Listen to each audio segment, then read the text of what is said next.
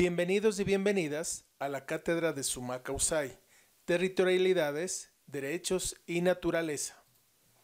En este video revisaremos nuestro tercer tema de la serie, denominado La cosmovisión ancestral en las culturas de la costa ecuatoriana.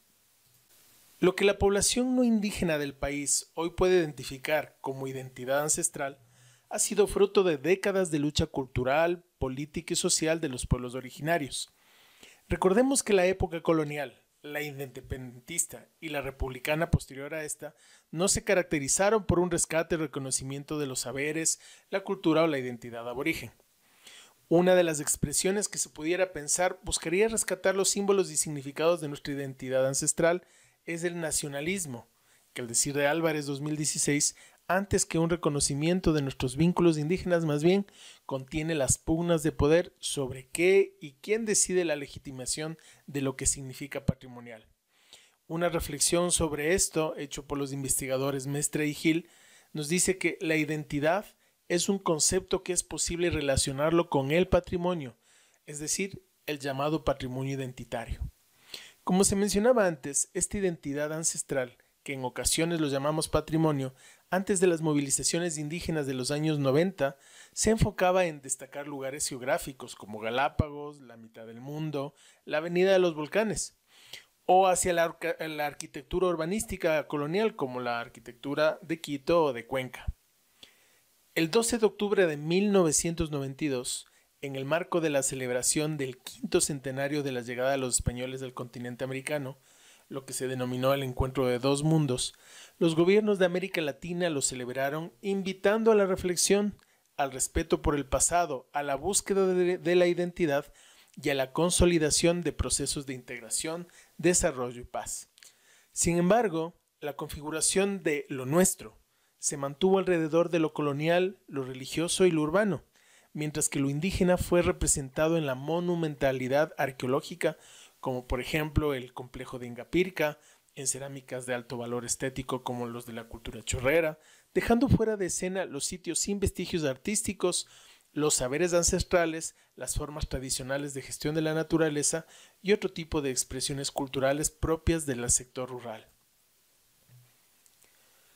Los investigadores Moreno y Figueroa nos relatan que en el levantamiento indígena del Inti Raymi de 1990, entre los 16 puntos postulados por la organización indígena, se interpelaba el evidente contraste entre un pasado precolonial idealizado y monumentalista y un presente etnográfico estigmatizado y marginal. Resalta en este proceso que la organización indígena demandaba el control, la protección y el desarrollo de los sitios arqueológicos por parte de la CONAIE, marcando una clara señal de empoderamiento sobre sus propios símbolos. Asimismo, se menciona que en aquellos años, y posiblemente igual que ahora o en la actualidad, el presupuesto para la arqueología de rescate para proteger los yacimientos no resultó suficiente para desterrar estas debilidades. En términos cuantitativos, nunca ha habido tanto dinero puesto al servicio de la investigación arqueológica, pero al mismo tiempo nunca ha habido una producción arqueológica tan poco útil para el conocimiento de la historia antigua de nuestros pueblos prehispánicos.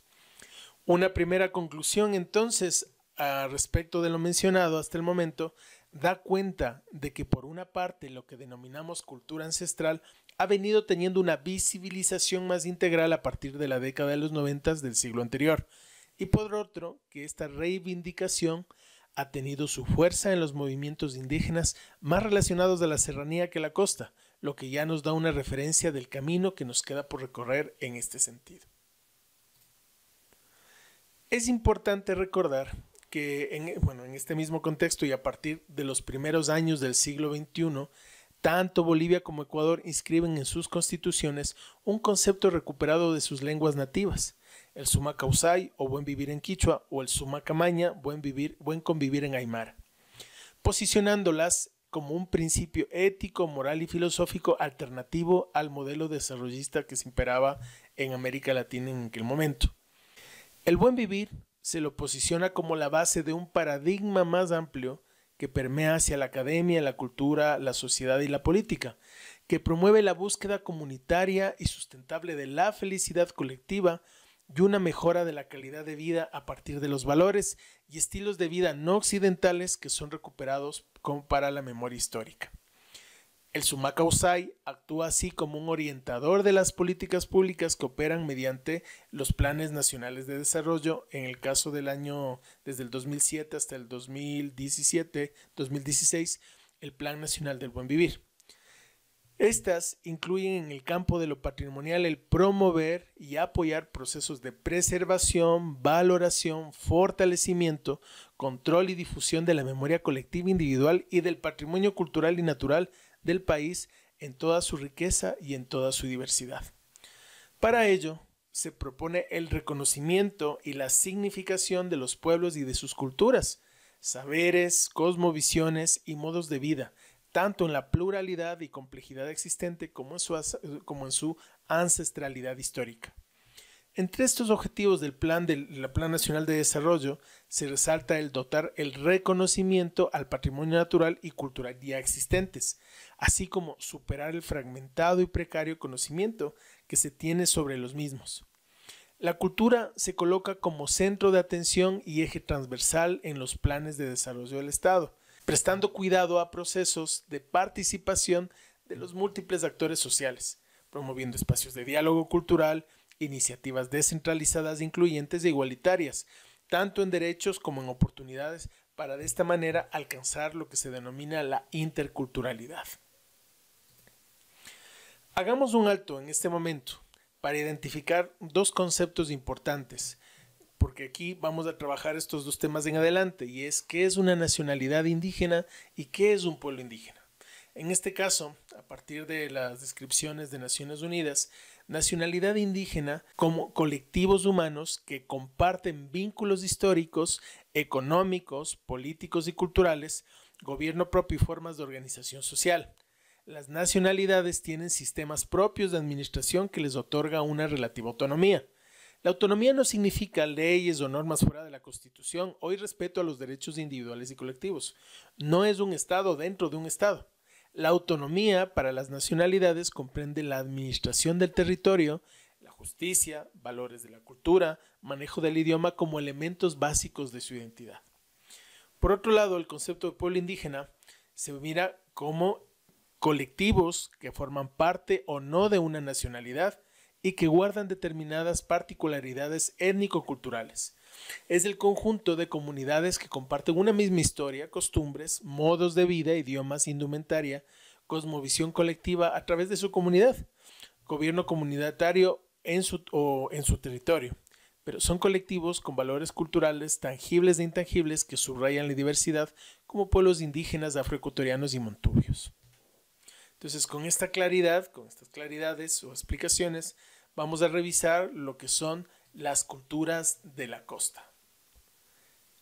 Si bien no se puede generalizar, los mapas presentados refieren a pequeños reductos de pueblos ancestrales de nuestra región costa, con menor población, organización y resguardo colectivo que las comunidades, pueblos y nacionalidades ubicados en las regiones de la Sierra y Amazonía del país. Se afirma que la costa del Ecuador perdió la mayor parte de su población indígena con la invasión española y que solo sobrevivieron en ella unos pocos y minoritarios grupos étnicos y que la mayoría del territorio está actualmente conformado por campesinos mestizos. Desde este panorama, es importante comprender que las culturas ancestrales siguen ahí, en la población mestiza que ha perdido memoria de ello en magnitudes mayores que en las de las otras dos regiones. En la provincia de Santa Elena, por ejemplo, se reporta que en la época colonial parte de la población nativa pudo mantener extensos territorios agrupados por relación de parentesco. Con el paso de los años y en un proceso de etnogénesis que les recompone, adquieren una dimensión política y social a partir del parentesco, manteniendo una gobernanza indígena de sus caciques y cacicas. A propósito, aquí quiero hacer un paréntesis y especificar lo que significa etnogénesis. Etnogénesis es el proceso mediante el cual un grupo de seres humanos pasa a ser considerado otro étnicamente distinto, es decir, un paso de transición étnica, ¿no? En este caso, la población más arraigada, estamos hablando de la provincia de Santa Elena en el Ecuador, se identifica como descendientes de los antiguos dueños de estas tierras desde tiempos inmemoriales. Álvarez, en su investigación en el año 2017 sobre este tema, recopila esta frase en su trabajo de investigación e indica además que la población ancestral de la costa, frente al agresivo colonialismo europeo, se planteó una resistencia o planteó como resistencia el mantenimiento de su genealogía patrilineal, endogámica y arraigada a la posesión de la tierra, pero que sin embargo fue absorbida por el agresivo comercio que desde la costa se hacía de un sinnúmero de productos y finalmente fue asumiendo la vestimenta, las formas y las fórmulas religiosas, económicas, mercantiles de los externos de sus territorios. Como un segundo estadio, la misma autora describe el paso de arraigo de lo prehispánico hacia una forma de arraigo con la tierra, el agua, el bosque, dando poco a poco la forma de comunas productivas como el nuevo centro de arraigo y tejido social organizado. Estas nuevas organizaciones, nacidas en la resistencia, pero diferentes a las organizaciones originarias antes de la llegada de los españoles, les permitió gestionar y recobrar de manera colectiva los recursos naturales y los de referencia simbólica para su supervivencia. En la actualidad pueden identificarse étnica e históricamente dos tipos de comunas en las zonas costeras. La primera es aquella que viene desde la colonia y que representa a los pueblos originarios en resistencia a diluirse en el coloniaje. Y la segunda, aquellas formadas en el paso de la colonia o formadas en el paso del coloniaje al Estado-Nación y también ha pasado por la reforma agraria, conformadas por mestizos que se juntaban, se unían en comunidades para acceder a los servicios públicos básicos, para su centro poblado o para habitar las tierras en disputa. En el año 2006, el INEC, el Instituto Nacional de Estadísticas y Censos en el Ecuador, en su informe anual denominado Población Indígena del Ecuador, ubica en el país 13 nacionalidades indígenas y 15 pueblos. En la costa ecuatoriana se identifican 3 nacionalidades: los Aguá en las provincias de Cachi, Esmeraldas e Imbabura, los Chachis en Esmeraldas y Épera en Esmeraldas. Asimismo, este informe reconoce en la costa 2 pueblos: Huancavilca en Guayas y Manta en Manabí y la zona de Santa Elena, que fueron identificados por el ex CODEMPE como se aprecia en el mapa que ustedes están mirando.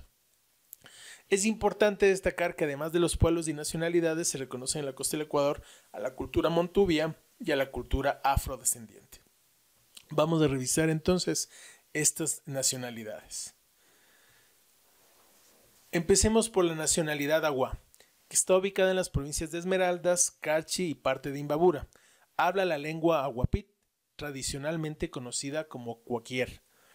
En una cantidad, existen alrededor de 3.500 hablantes organizados en 17 centros poblados, pero se piensa que de la población total solo un 40% habla la lengua nativa y los demás se han castellanizado. En la cosmovisión Aguá, el ser humano es la confluencia de 3 principios básicos. Primero, la relacionalidad, es decir, que se ha de ver a la persona en su integralidad y como un resultado de sus relaciones. 2. La complementariedad, en la que los opuestos son complementarios y necesarios, dando como resultado un todo integral. Y 3. La reciprocidad e intercambio, lo que le permite al ser humano vivir en equilibrio entre su persona, los demás, la naturaleza y la dimensión espiritual. En este caso, la noción de bienestar y salud no se limita a la ausencia de dolor o de los problemas, sino al equilibrio interno de la persona como individuo perteneciente a una familia, a una comunidad, a la naturaleza, al cosmos e inclusive al más allá. La enfermedad y el dolor es la transgresión de estas leyes. La pérdida del equilibrio es la causante de que factores en otrora inofensivos se vuelvan noxas lesivas en la salud del individuo. Para los Aguá, lo existente se conforma por 4 mundos interrelacionados que, iniciando desde abajo hacia arriba, son: el primer mundo está habitado por los seres más pequeños, o los Salopawa. El segundo mundo es el habitado por los seres humanos, es decir, la comunidad Aguá y la naturaleza. En el tercero están los muertos y los espíritus. Y en el cuarto mundo, en él habita la fuerza creadora, la cual dirige a los seres de los otros 3 mundos. Desde esta creencia, en el mundo agua la numeración se desarrolla hasta 4 y de 4 en 4.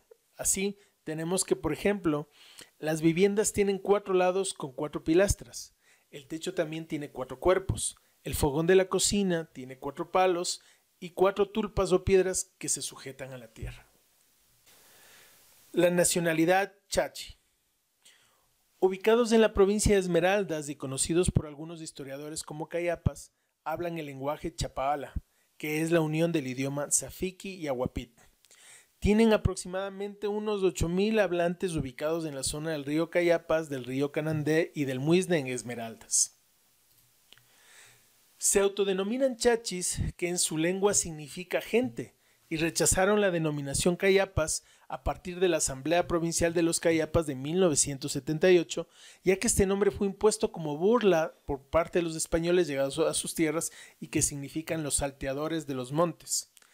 Su origen está como descendencia de los chibchas, con una mezcla posterior con caribes y arahuacos, llegando originalmente a la Amazonía de lo que hoy es el Ecuador, para luego, desde el Putumayo, avanzar hasta la provincia de Imbabura en la Sierra Ecuatoriana.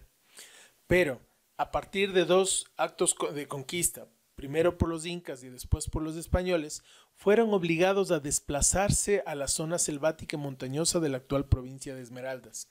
Resaltan muchos autores que en la conciencia y en la historia colectiva de ellos se ven como un pueblo migrante, se ven como un pueblo que camina.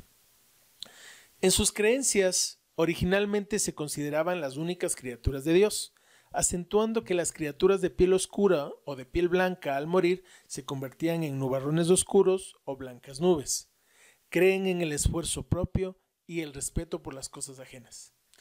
Tienen una economía agrícola, crían animales, se dedican a la caza y también viven de la pesca, lo cual integran a su vida, incluyendo los conocimientos de plantas como medicina para sus enfermedades.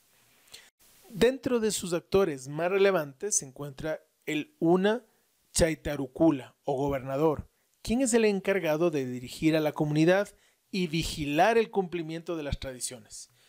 También está el Mirucú o chamán, cuyo rol es el ser el intermediario con el mundo de los espíritus que habitan en la selva.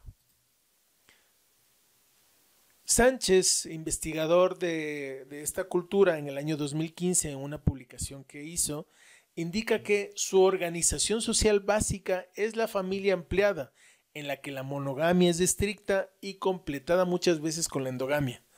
Concuerdan con él los investigadores Añapa y Estupiñán y el investigador Cabrera en los años 80 del siglo pasado y en el año 2013 del actual, en el que los chachi creen que el equilibrio del mundo se sostiene a través del matrimonio monogámico, de la observancia de la fidelidad matrimonial y del comportamiento moral de los individuos.